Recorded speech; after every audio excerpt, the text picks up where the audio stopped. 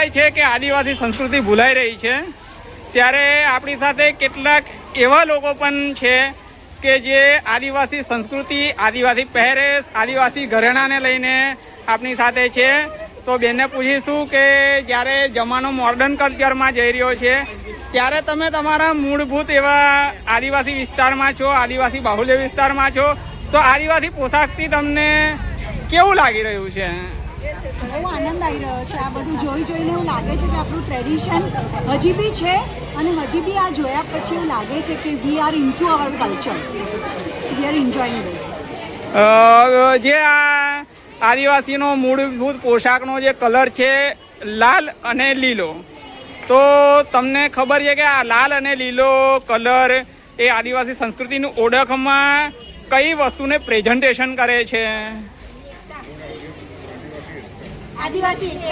આદિવાસી એકતા. ક્યાંના છો બેન તમે? બરોડાથી. અને પ્રોપર નેટિવ તમારું કવાંટ છે જૂના કાળમાં? પ્રોપર નેટિવ પાટણ છે. હા, પાટણની છું.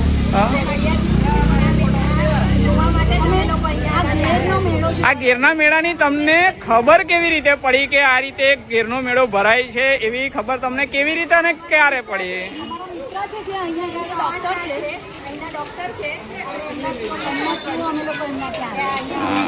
શું નામ છે તમારું? સ્નેહા. સ્નેહાબેન સ્નેહાબેન શાહ.